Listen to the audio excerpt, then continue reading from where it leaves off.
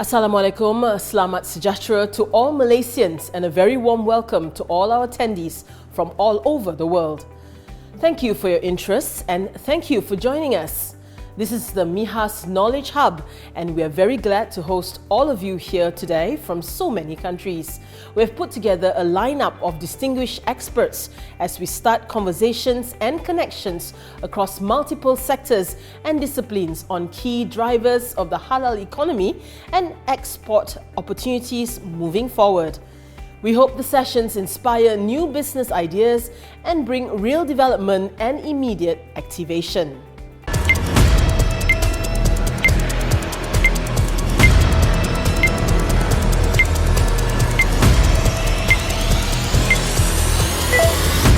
Our next session is the very first plenary session on trending topics which examines current scenarios, opportunities and technologies that are likely to be part of the new normal.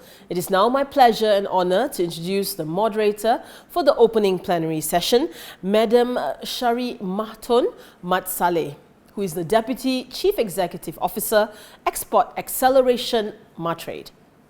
Madam Sharimahton will be introducing the very distinguished panel of speakers and leading the session on women and economy, where we feature successful women entrepreneurs and look at women back to work as a crucial component to post-pandemic recovery in OIC countries. Over to you, Madam Sharimahton. Bismillahirrahmanirrahim. Assalamualaikum and very good afternoon. Bonjour. Welcome to the session on Women and Economy, which is held in conjunction with the 17th Malaysia International Halal Showcase, MIHAS. My name is Sharimahton, or Shari, and I'm the Deputy CEO of MATRADE.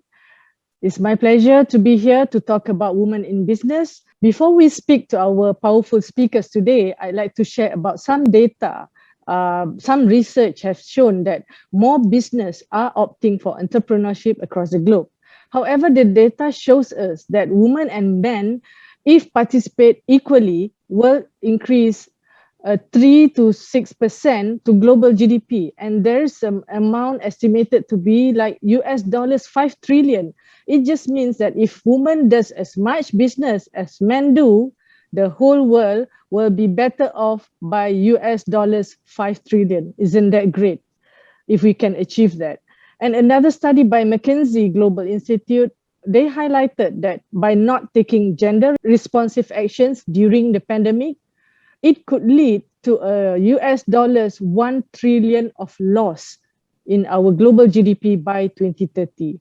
Bringing those facts closer to Malaysia, where I am from today, we have about 1 million odd of companies established in Malaysia, and not even 20% are women-owned. Bringing that even closer to MATRADE, the organization that I'm representing, about 11% of the companies registered in our database, and this is out of 27,000, only 10.83% are women-owned businesses. So the data, the numbers that I shared with you clearly shows that gender disparity is real, especially when it comes to entrepreneurship. And although many women are affected in the COVID-19 crisis, as many more women are losing their jobs as they make way to the breadwinner, who more often are the men, they are displaced from the workspace and no longer contributing to the economy. And World Bank has said that globally, women-owned SMEs are about 6 percentage points more likely to close as compared to male-owned business owners during the pandemic. I thought this was a scary fact that we need to change here. And in sub-Saharan countries, about 60% of women-led small businesses have lost their sources of income, 3 times more than the number of businesses owned by men. So to all the ladies out there, let's change this norm. And to the men out there, please help to support this agenda. It's not all doom and gloom, because on the bright side, throughout the pandemic, we see more women also joining in the economy as entrepreneurs. mostly out of necessity actually, because they start to sell food, they start to engage in e-commerce, they become social media influencers, they become brand ambassadors, key opinion leaders, and all that. So effectively, women are capable to have a higher role in the economy. However, as they want to enhance, or after they have their businesses up and running, they are often impacted by issues of liquidity. They have limited access to funding and other resources, despite the different packages, or despite the government incentives that are available out there. We start to see women not having enough active role in the economy, just because they have limited access to these incentives or to the financial support that is offered. So our conversation today, I think, is so important because we are discussing about the entrepreneurship ecosystem, about trade development, and also to understand the journey of these trailblazers, the women who have already walked the path, who have sold products across the world. And what is it that we as government organizations in trade and development organizations can do to enhance their role? And how can they play a more significant role in economies, especially as we talk about the global halal economy, as we are in the background of a MIHAS exhibition. So today we'll hear from our speakers about all this and how we can accelerate the socio-economic development of women in OIC countries, and ICDT as an organization that is pushing the trade agenda for the 57 member states of OIC. We will be later speaking to a powerful lady on this. Before we go to that, I'll just share some of the challenges, common challenges that are faced by a company or an entrepreneur that is trying to export. The challenges revolves around supply capacity or capability, which includes access to funding, inadequate business skills. They also need or have lesser understanding on export-related processes, in meeting regulations, standards, understanding the complex rules of custom tariffs, logistics and distribution issues, and also to get access to market intelligence, information. Doing business in your own country is already challenging. What more if we amplify this to the whole world? So you need to understand culture barriers. You may have difficulty in finding the right partner, right buyer, and how do you adapt to the consumer needs of the world? So organizations such as MATRADE, we have core functions built within us to help our exporters to do promotion, export development, and provide trade information like what was mentioned in the challenges. Yeah? We actually do provide trade and market information and offer trade advisory service. I'm just sharing some of this so that when we talk to ICDT, we also can discuss some of the different programs and activities that are out there to help businesses to grow, especially in the international market. And what is dear to us is a program on Women Exporters Development Program. This is very dear to my heart. I used to run this program when I was the senior director looking after this. Under this program, the objective is to enhance or increase the export sales of our women companies, nurture them, nurture these women-led, women-owned companies to be successful and tap into the international market. And what we offer to them is exposure to the international market. We also provide them a space in our permanent exhibition center. They have access to a lot of capacity building sessions, networking, mentoring, and the like. So it's a pleasure. I'm proud to introduce Madam Latifa. Madam Latifa Elbouabdellaoui is the DG or Director General of the Islamic Center of Development of Trade, or ICDT. And I would like to congratulate her as she took this role in February 2020. She was previously the Director of International Trade Relations at the Ministry of Industry, Trade, Green and Digital Economy of the Kingdom of Morocco from 2013 to 2019. Madam Latifa is an expert in international trade, notably in trade policies, negotiating bilateral and multilateral trade agreements, and implementing commercial and industrial cooperation projects. She's the chief negotiator for Morocco in many trade-related topics. Madam Latifa, by profession, is an industrial process engineer. So, Madam Latifa, it's an honor to have you today on our panel. So, comment allez-vous? How are you? Fine, thank you. So, the floor is yours. If you can share with us, I have some questions for you to talk about. As a trade development entity, can you describe some of the programs that you have that are outlined to assist women-owned businesses in OIC countries to prosper, especially in the international arena? Madam Latifa, the floor is yours. S'il vous plaît. Thank you so much, Madame Sherry, Madame Anna, Madame Yasmin, dear participants, ladies and gentlemen, good morning, good afternoon to everyone. It is a great honor for our center, ICDT, to co-organize this event, this very important event.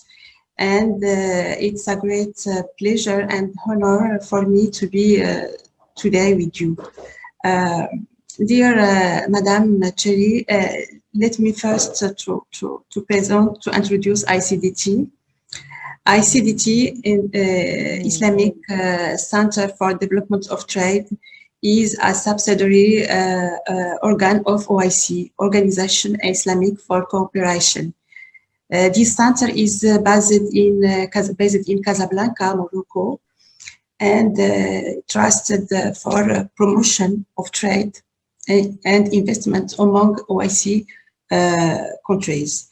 Our main activities are promotion of investment activities related to promotion of investment among OIC countries, promotion of trade, and offering assistance and aid help to our operators in OIC countries. We assist institutions, private and public sectors. Our objectives we target are the improvement of trade and investment flows between OIC countries. Convinced that it is important to develop women activities, ICDT put women at the top of its strategy. So we developed dedicated programs and activities for women, and we also encourage women to participate actively in all other activities. We remark last years that participation of women is increasing in all our activities, fairs, exhibition, B2B programs, and this is a very great evolution. We also organize dedicated programs for women. For example, a program to develop e-commerce, e-trade for women. We have organized many editions last year, and other editions will be organized before end of this year and next years. Before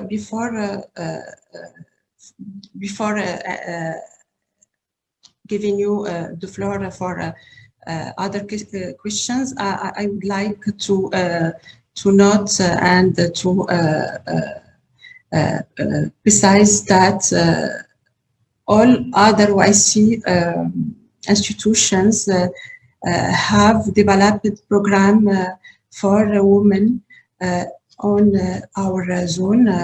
I'm talking about IDB, Islamic Bank for Development, for CISRIC, institution that elaborates studies and analysis on women. I'm talking about SMIC institution which work on halal products. So developing women is a priority for all OIC institutions and of course for ICDT also.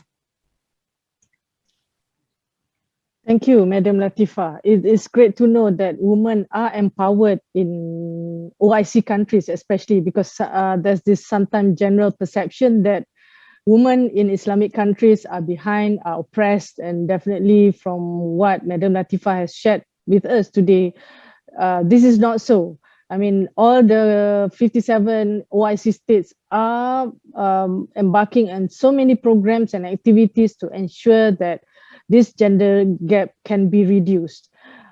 Before I go to the next panel speaker, I would like to introduce a poll just so that we have more participation from our eager listeners out there. And the poll is about, the question we ask is, having women in leadership position brings better business performance. What is your thought? Yes, no, or are you impartial? While this question was originally prepared because we want to engage more men and women, we want to engage everyone in the audience. We don't want to leave out anyone behind. But we found out there's a study in 2019 by McKinsey that shows that companies scoring highest for gender diversity on executive teams were 25% more likely to financially outperform their peers. Let me rephrase. A McKinsey study in 2019 shows that the more women they engage in their executive teams, they are 25% more likely to outperform their peers. So if you are worried about your financial performance, one of the suggestions I would say, hire a woman leader and you will see your profit jump up the roof at least by 25%. At least this is according to McKinsey study. So we'd like to hear your views on this from the audience. So please share your vote and we will see the outcome of this poll.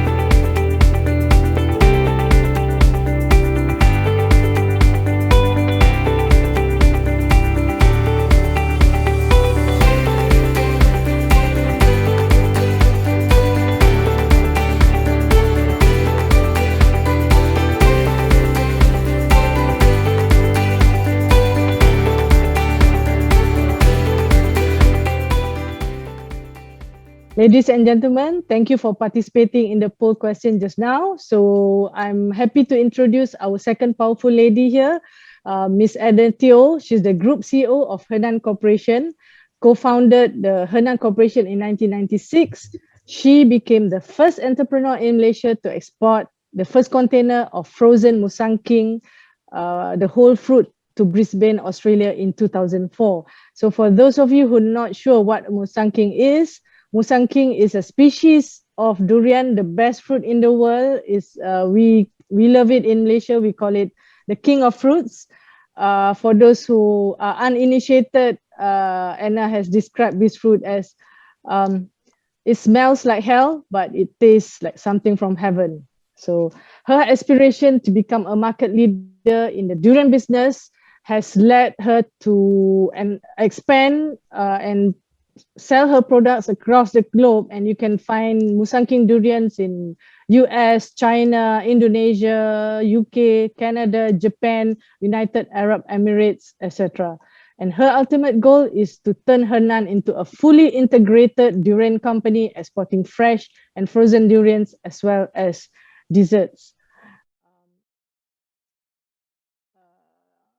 Anna, my first question for you is that, we believe that women are better equipped than men to capitalize on business opportunities brought by the pandemic, because we know that women shows a lot more flexibility. You're able to master tasks. You actually practically showed us that when we were having this conversation earlier, when we were talking about having you on board in this knowledge sharing. Because women probably is easier to pivot, are more agile to do things as necessary. And some of the background of the women are not actually in business, but they have completely pivoted and made a good business. Maybe started from selling from home, selling food, or then become successful even in social media and the like. So and you yourself have pivoted from your previous career to become one of the most successful woman entrepreneur and exporter in Malaysia. Can you share with us your journey and what is it that has made you successful today? Anna, the floor is yours. First and foremost, thank you so much, Puan Sherry, for the beautiful introductions of myself and my company and my products. Some people call me Anna, some people call me the Durian Queen. It's because the product I'm selling, and I'm actually happy with all names that has been addressed to me. Good afternoon, ladies. Thank you for inviting me. And again, I would like to share my sharing again for MIHAS. And this is not my first event, but I can't remember. I have lost count that I have joined MIHAS for many, many times. And this is one of my favorite events for the year. Okay, answer to your question. Yes, I talk a lot about women empowering. When it comes to this, I think this topic is one of my favorite topic. Yeah, agreed. We all have been stuck with this pandemic, long lockdown. And I noticed there's a lot of good products and unique products has been created out from the market lately, especially, home-based products. Yeah, I see a lot of this initiative has been created out from the home base with their very basic kitchen top, and the ladies itself become the ambassadors of the products, and they start introducing and selling their products through a very basic platform. And I truly support this kind of initiative because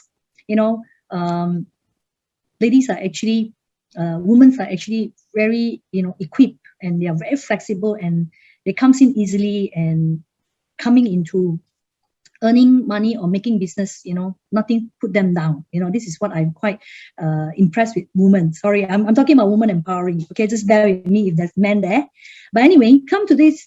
I support this. Why? Number one, with coming out with this type of initiative, it doesn't come up with a lot of investment, especially capex and opex. It's very low.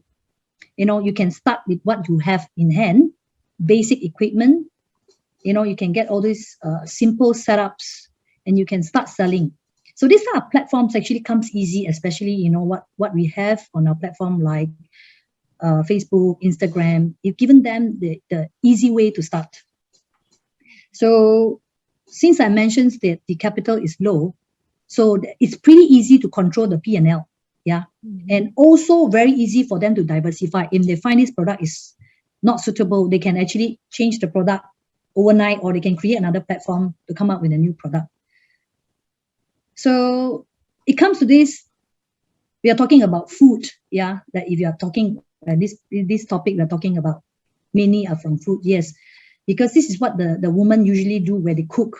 So whatever recipe given by their great-grandmother or whatever, they can try to make it special and they start selling.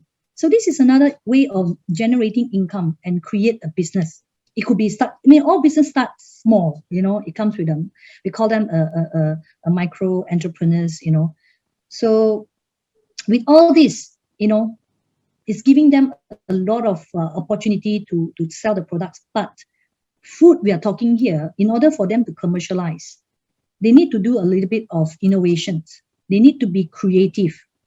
Yeah, it comes to packaging, they must be impressive for the consumer to pay a little bit more, or else, you use the normal packaging and you want to sell in the market. I think that you don't show any differentiations for the market. So I do see that there's a lot of creative household women come in to embark into this, because perhaps they may have been, have a mass layoff, from their work, or they feel job insecurity. They want to come up something, and this is the time, indirectly pushing them over for them to come on board to start this business.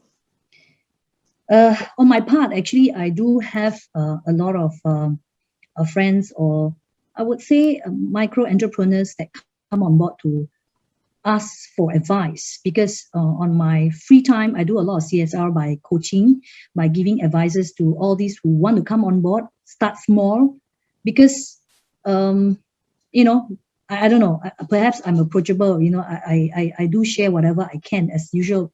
One Sherry, when you sit down with me, I talk non-stops, right? I can't, unless you stop me. Well, I do a lot of this kind of sharing. I realize what they lack of is actually marketing skill. Yeah, confident, financial, but if we are here to actually give them a proper platform, giving them the correct institute or support, I think this can be very effective, to bring them all on board. And I see, it's something good, that is something beautiful that we should continue, to give them the extra platform. For my side, on the government institution side, I would suggest, give them more of this kind of showcase platform. If can, give them a little bit of funding support.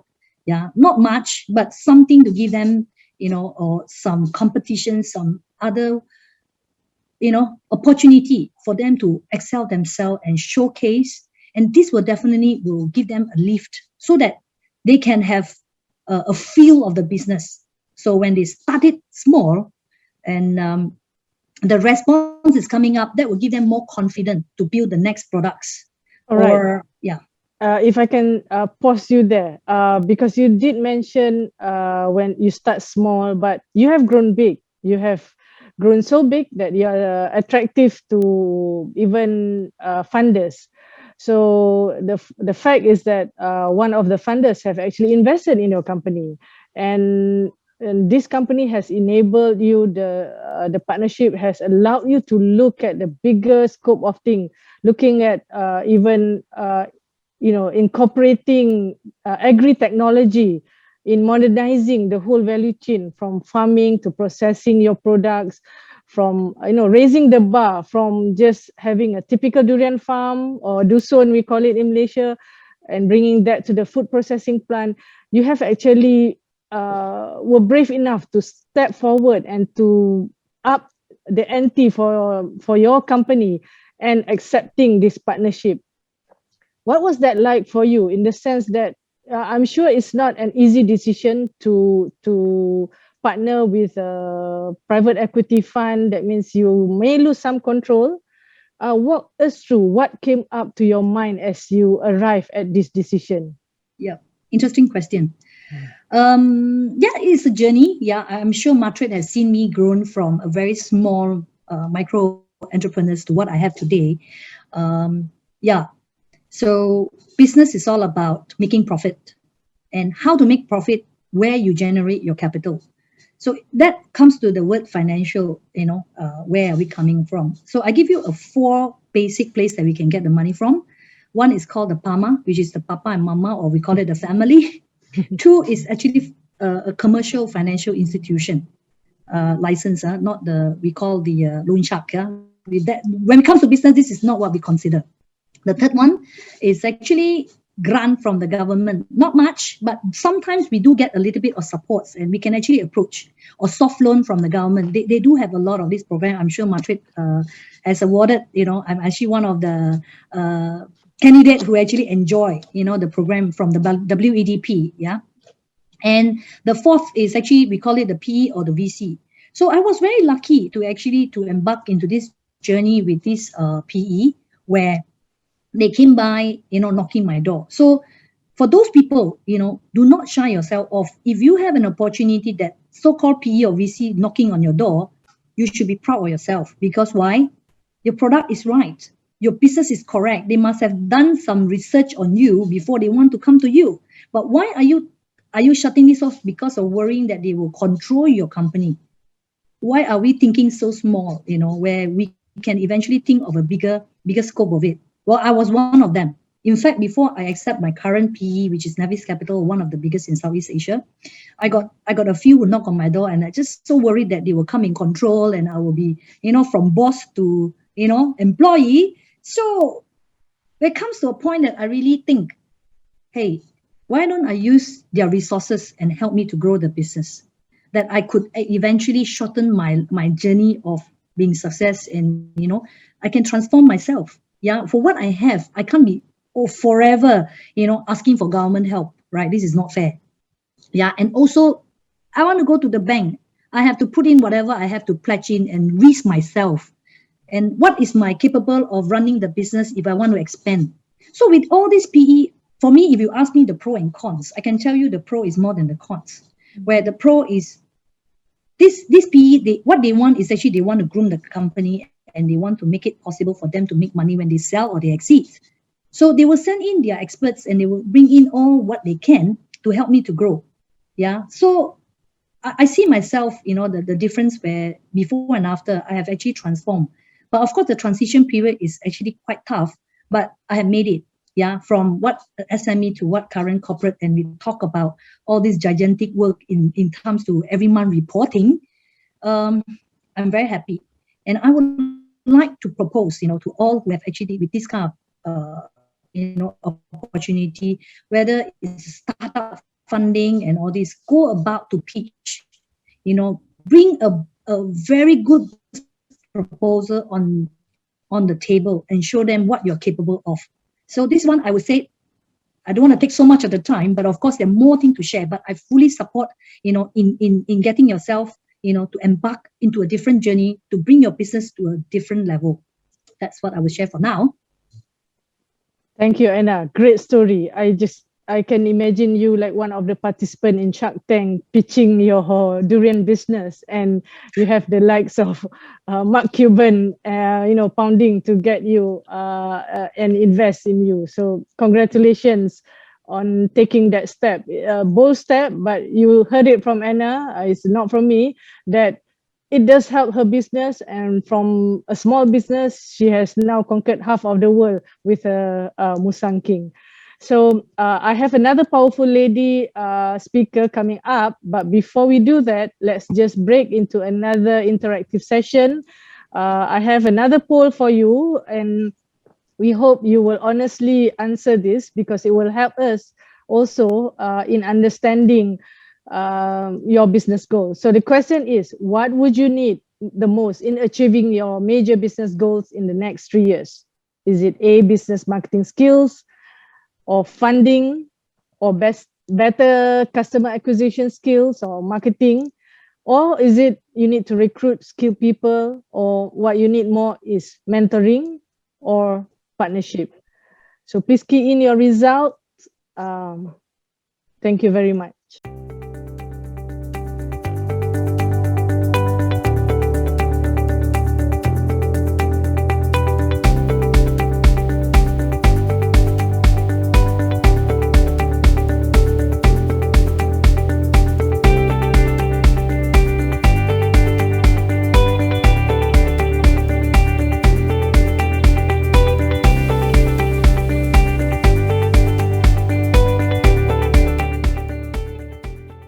Thank you for staying on and participating in our poll just now. On board is another powerful lady, Yasmin Karim. She is the CEO and founder of Doluvo Sdn Bhd, a very innovative food company with a mission to create multi-channel snacks and desserts. In late 2016, Yasmin and her co-founder, Zuraini Zulkifli, launched Pops Malaya. I just love that name.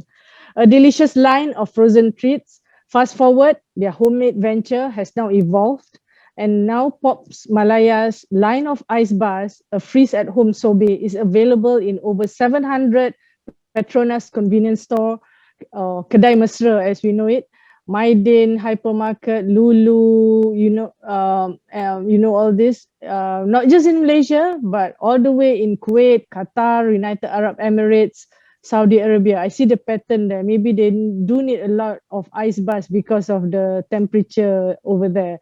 So the company has a good portfolio of products, and one of their unique proposition is being natural. And this year, they plan to expand into a 50,000 square feet of new factory in Kuala Selangor. So I wish them all the best. But my question for Yasmin is that similar to what we have heard, the past year has been quite a challenging experience for many of us. The pandemic has brought up many opportunities, but at the same time, there's also challenges that they face. What has it been like for you? What's your experience? Can you share about some of the journey that you have taken to bring your business from selling this Pops Malaya at Kedai Petronas, Kedai Mesra Petronas, and bringing it all across the globe to global markets? Yasmin, the floor is yours. Thank you, Madam Sherry, and good evening, good afternoon to Madam Latifa, Anna. First of all, I want to say, wow, whenever I hear Anna speak, powerful women like Madam Sherry and Madam Latifa, I'm always blown away. I just want to share a little story about that happened between me and Anna. One day she called me up and she said, Yasmin, I want you to come over to my factory. Back then, my factory and hers was about a 5-minute drive away. So I drove, and once I reached Anna's place, she introduced me to a bunch of very influential people from a state agency, so which I thought was very kind and very generous of her to share her network with me. So that's something I recall. Anyway, my name is Yasmin, and I'm the CEO of Doluvo Sdn Bhd. We make Pops Malaya, which is a line of real fruit freeze-at-home ice cream. So I wanted to share a little bit about our story. We started as a home-based business. So previously, I was a journalist with several publications like The Star, Women's Weekly magazine, and Cosmopolitan magazine. So as you can see, the trend is that I'm always surrounded by women who are empowered, and my bosses are always strong female figures. So I went into this business with zero manufacturing experience. And eventually I partnered with my current partner, Zuraini, who was a former auditor with Deloitte. So both of us knew next to nothing about manufacturing. So when the pandemic hit in 2020, actually that was our first big break into retail. That was when we got into the 700 Petronas convenience store. So as soon as our product hit the shelves, bam, MCO happened. People are not driving as much, so sales was very affected. And we were stuck. We knew that we had to do something, otherwise we're just going to sink. And what we did was we had to pivot. We had to quickly pivot, because it's either do or die for us at the moment. What we did was we created a new business model. From retail to export, we introduced a new business model, which was our home distributors. So at that time, a lot of people were losing their jobs. There were students and homemakers looking to earn an additional income. So they wanted to sell our products. So from 50 home distributors, now we have agents, home distributors in the thousands. and most of them are single women, mothers, just like myself. I'm also a single woman. I'm also a single mother, all right? Okay, so, and from there, we also focus on export, and through the help of MATRADE was instrumental in getting us, all these sales and international deals. I was I was a youth exporter under the BWYEDP program. So through that program, we had the opportunity to exhibit at international trade shows, iconic food trade shows like Gulf Food in Dubai, Anuga in Germany, Foodex in Tokyo, and Ciel in Paris. So I'm very thankful to the opportunity that was given to us by MATRADE. And I feel that we wouldn't be where we are now if it wasn't for, it wasn't for MATRADE. Thank you, Yasmin. Wonderful story.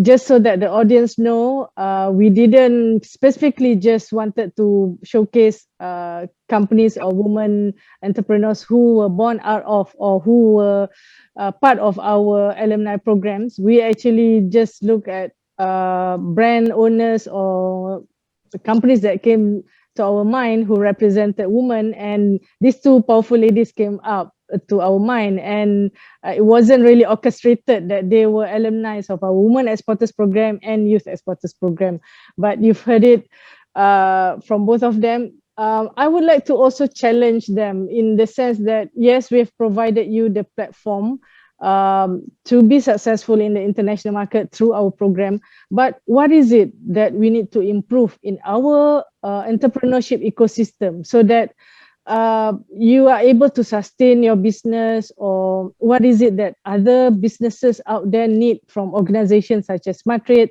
such as ICDT, so that we have more successful business owners, especially women business owners such as yourself. Yasmin, if you can take that question. Thank you, Madam Shari. I feel that as entrepreneurs, we are an integral part of the ecosystem. So naturally, change should begin with us. It is up to us to also educate ourselves on what are the funds and the grants and the loans that are available out there, and to pursue them aggressively. At the same time, it would be great if the agencies, the government agencies and institutions also have outreach programs to ensure that majority of the women are aware of these facilities. So secondly, I do observe that women especially shy away from commercial banks. What we need is financing, right? We need resources and financing to scale, to grow. Of course, you can do it organically, but to scale, it would be better if we can have outside funding, like the way Anna was able to get external investors. So what I feel is that women should be more open to taking out loan, because there is such a misconception that debt is bad. Debt could lead to bankruptcy. Whereas if you look at it, loans and finances are there for you to leverage, to use other people's money to scale your business. Isn't that, a great concept? But in order to qualify for this commercial credit, you need a credit history, right? Mm-hmm. So to cut your teeth, start with maybe a 50,000 loan or 100,000 loan, just to build a relationship with the bank, show them that you are credible paymaster, so that the next time when you apply for a bigger quantum, they are more open to supporting you. So if I have a wish list of what entrepreneurs, female entrepreneurs would benefit, first, let's just remove the co-signature or the guarantor requirements required. Because the thing is, if a co-signature or guarantor is required, women feel pressure because that debt is no longer independent, the risk is no longer independent for her, but it becomes like a collective risk. And women, we don't want to burden our spouse or, our family and relatives to co-share the risk of financing with us. So The other thing that I feel would be great is to have more incubators and accelerators for women. Right now, what I see is that in the tech scene, there are accelerators and incubators, but we don't have as much facility for, food startups. These are the kinds of businesses that is lower in capital. More women have the opportunity to participate in. So I would implore the institutions to have more food incubators and startup with childcare facilities so that women with children, they are not at a disadvantage. So that's just some of the ideas I'd like to throw out. Okay, there you have it. Thank you, Yasmin. To all the bankers out there, please listen carefully to suggestion number 1 about that, because I believe I saw somewhere last time that women are better paymasters than men. So perhaps it's time that the bankers look at this guarantor thing seriously. And on your second suggestion, yes, we welcome that, and we hope that more development agencies out there can support our companies such as Doluvo to be more successful regardless of what industry they are in, because the example quoted just now, like in the tech ecosystem, this incubator is much more available and out there for people to know about it. And we'll have to look at all these suggestions and see what we can improve, especially on the outreach. I see now more organizations being more engaged in the social media. We are available in many different platforms, but definitely, there's more that we can do. And I think one of it is also through empowering trade associations. If I can turn back to Madam Latifa, we miss you. We want you to continue in the conversation back. We were talking earlier in your example, you were talking about e-commerce, how you're talking about how digitalization has actually empowered many micro and small businesses to be connected into the world. I'll just share some simple statistics in terms of ASEAN. Malaysia is one of the top e-commerce markets in ASEAN, with gross merchandise value growing 6% year on year. This is according to MDEC, and the value is around US dollars $11.4 billion. And I also saw that e-commerce in Africa could be worth about close to $15 billion between 2025 to 2030. And women make half of the e-commerce players in Africa, just taking another example apart from Malaysia. Yeah, and they tend to run smaller businesses, and they do need to be more visible. They do need to embark on digitalization, adopting technology more into their business. So, Madam Latifa, if you can share with us what some of the digital elements or technology elements that institutions such as ICDT has done in empowering women entrepreneurs. Madam Latifa? Thank you, dear Sherry. First, I would like to thank Anna and Yasmin for their presentation. At ICDT, we need really this feedback to allow us to develop programs and activities that meet needs of our entrepreneurs, especially women ones. For your questions, digitization is now a priority for all organizations in the world, as you know. And COVID-19 crisis come to confirm this importance for all organizations, private, public, and institutional organizations. At ICDT, we are now operating a transformation of all our organization to become more connected to our member states, to our operators, and to facilitate to facilitate using of our offer service offers. We still are developing on our website virtual fair that will be launched before end of these years. This virtual fair will allow all our operators, women, men, in all sectors to be connected to each other. This fair will also propose some services like making linkage between operators from several countries. We can, for example, program every year presentations or exhibition of some products of the benefits of our operators. We also expect to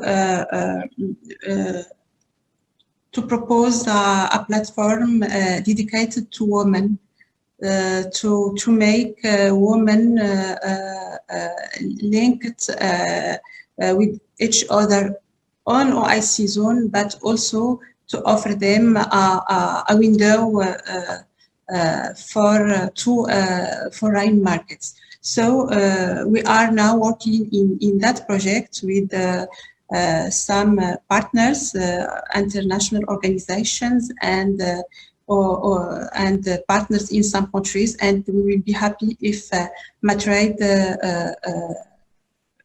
accept to be associated with us to this project. Thank you, Madam Latifa. Such a generous offer. Definitely digitalization is important, because although MIHAS is being held for the 17th time, this is the first time that MIHAS is in a digital format. And if digitalization does not exist, we would not be able to have this conversation today. I'm tuning in from Kuala Lumpur, Madam Latifa from Casablanca, Morocco, with Anna and Yasmin from different parts of KL and Selangor. So with audience, I don't know, maybe from all over the world, because MIHAS is participated by exhibitors from 37 countries just this year. And it just shows how the event has grown because of digitalization, and we now have about 610 exhibitors with about almost equal participation from international as well as from Malaysia. So I have another round of questions for our powerful speakers. We've been talking about men, about women the whole day in our session, but what about men? What is their role? What should they do? How can they participate in? Of course, we cannot do it alone.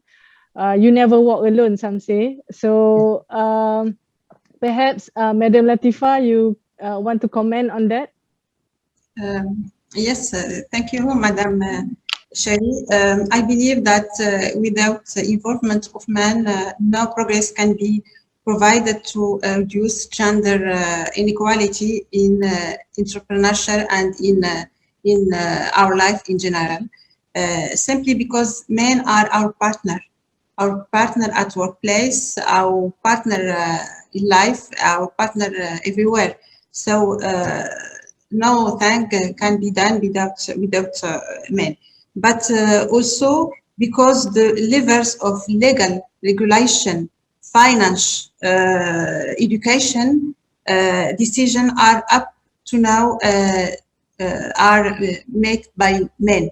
So we need to collaborate, to cooperate, and to convince men that gender equality is good for men, for women, for our economy in general. So definitely involvement of men is a necessity in my view. Thank you. Wonderful. Anna, your views on this? Okay, for me, for business, I don't really, put the gender inequality to the discussion, because I'm actually running a man role in their industry. Yeah, in this my industry, I'm the only woman, or one or two is coming up. I'm actually fighting with men over the business. So for me, I don't really bother whether man or woman. Who has the strength? Who has the duty to play a role? We need to put up all together, so that when we want to sustain a development goal, we do it together. So individual have their own strength, individual have their own duty and their beauty. So we need to make together to harmonize things, and everything will be smooth and the journey will be much easier. And this is what I would like to share about men and women in business. Thank you. Yes, Thank you. definitely. Women empowerment is one of the 17 SDG, Sustainable Development Goals. So what about Yasmin? What's your view? I love this question. So men, please listen up. Okay, I think you should be the kind of men to help that can play a pivotal role in helping women level up. Pick up the phone, make a phone call, make an introduction to the female entrepreneurs that you know. If you are in a room, extend an invitation to a woman who probably could use an invitation into that business meeting. So if you are a host of business pitches, ensure that your panels are made out of women as well. And I feel that if half of the panel are women, probably a lot more awards and grants will be given to women. So, and if you are an investor, if you are a male investor, and the portfolio in your investment are mostly male, it's perhaps time for you to diversify and include women as well, because we need the money as much as men do. Thank you. Wonderful, wonderful. And I mean, we had all the statistics just now that show that if you have women in your business, especially in the leadership role, you're game for more money, man. So what are you waiting for? The call for action is already there. So last closing, maybe one word from, or one last sentence from each one of you before we close. Madam Latifa, would you like to go first?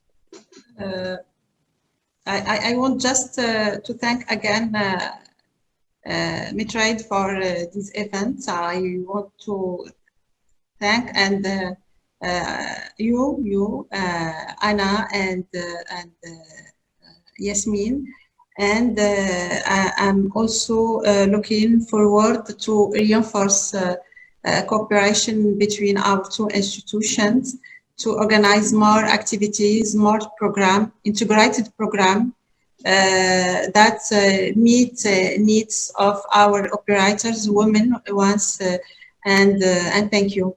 I'm looking forward to meet you in reality soon. Thank you. Merci, likewise. Anna, closing word. Okay, I think we should pursue what we want to do. For being women, we shouldn't be afraid. We shouldn't be fear.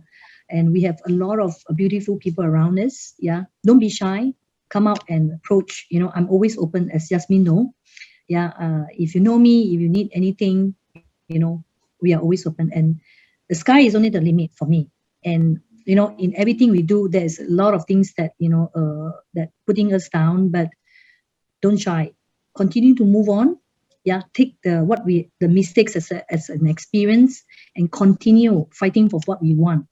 And the journey will be enjoy every moment and love what you like to do. So thank you so much, Madam Latifa and Yasmin. I would like to come and join you again. And thank you, Puan Sherry, for inviting me again for MATRADE. I love this event. Thank you so much. Thank you, Anna.